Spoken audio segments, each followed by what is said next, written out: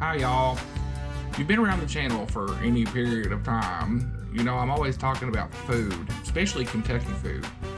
After last week's Appalachian Pop quiz, there were a couple of questions about some of the food items that I mentioned. So I thought I'd do a quick video focusing on some specific Kentucky food favorites and one that's a Kentucky food favorite that's not necessarily made in Kentucky. So first up is L8. There's a good chance you've either heard of L8 or even had one if you've ever traveled through Kentucky. It's pretty iconic for its green glass bottle. At its roots, L81, which is its full name, is ginger ale, but it's really more than that. Much like the 11 herbs and spices used to create Kentucky Fried Chicken, the recipe for L8 is a closely guarded secret. In 1902, a man named G.L. Wainscott saw a beverage carbonation machine on a train at the Winchester Depot. This sparked his desire to enter the soft drink market, which was still in its infancy. His first creation in 1906, Roxa-Cola, was popular locally, but he was sued by Coca-Cola, which claimed the name Roxa-Cola was too similar to its own in court. Probably no surprise that Wainscott won out in court.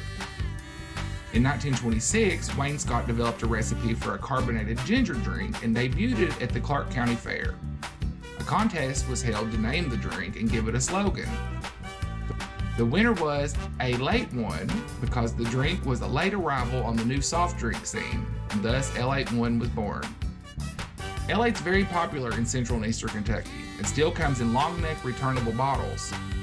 In recent years, it has expanded distribution to specific areas of Tennessee, Indiana, Ohio, and the Virginias. Also, Cracker Barrels nationwide carry it. It can also be found now in flavors like cherry, orange cream, and blackberry. Let me tell you, blackberry's the best. Sticking with things that were invented in Winchester, next up is beer cheese.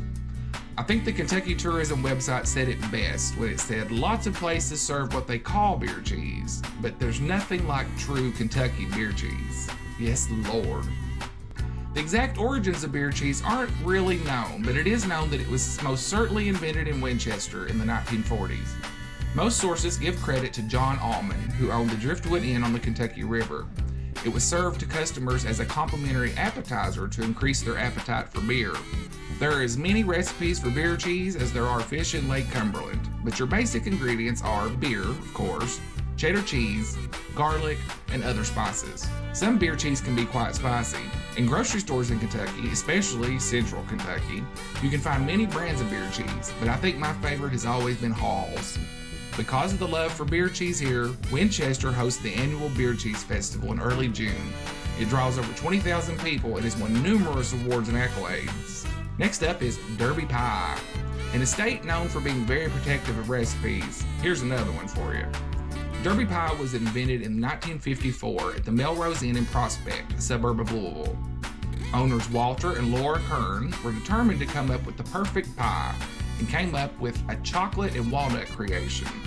The name Derby pie was chosen by pulling names out of a hat.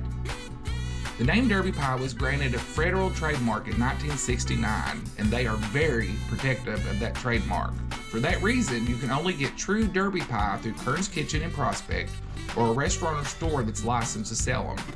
Many restaurants will have knockoff versions, but will call it Race Day pie, Pegasus pie, or May Day pie to avoid any legal trouble.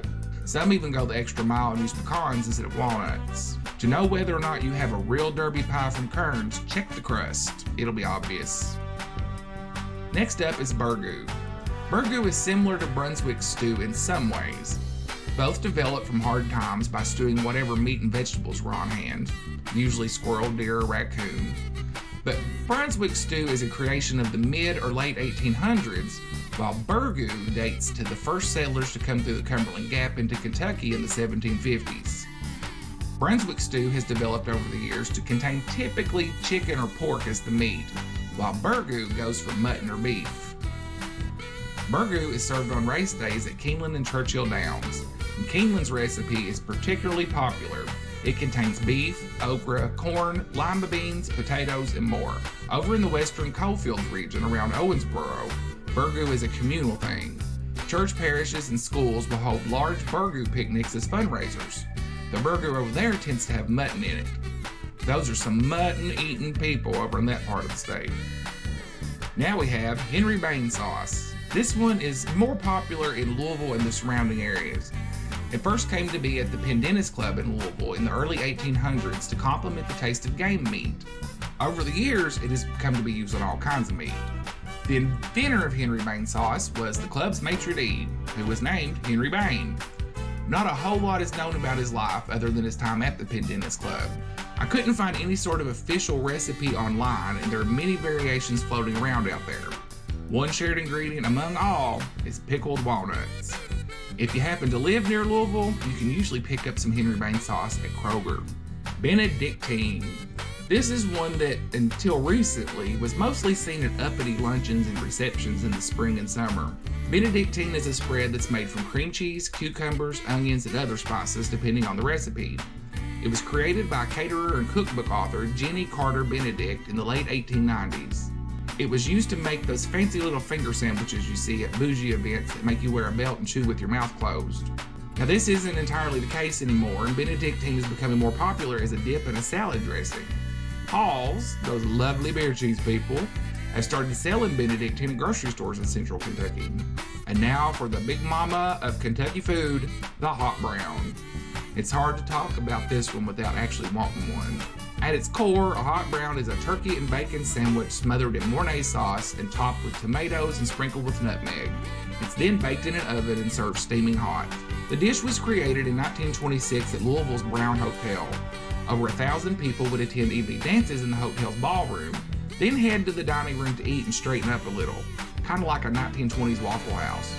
As diners grew tired of the typical ham and eggs that were served, Chef Fred Schmidt invented the hot brown. Like everything else, recipes can call for a variety of added ingredients. Pimentos and Parmesan cheese are pretty popular. There are also variations like hot brown pizza, hot brown pasta, and hot brown sliders. While popular in many parts of the state and eaten year-round, hot browns are a big deal during Derby season. And now for a food that is very popular in Kentucky but isn't made here, Grippos. If you've been around my channel for very long, you've probably heard me talk about Grippos, barbecue Grippos in particular. Grippos are immensely popular in Kentucky because of their spicy taste with just a little sweetness. Grippos are actually made in Cincinnati, which, let's face it, that's just northern Covington. Despite being known for its chips, the Grippos company began in 1919 with its only product being ice cream cones. Pretzels were added to the lineup a little later, and the company began production of its potato chips in the 1950s.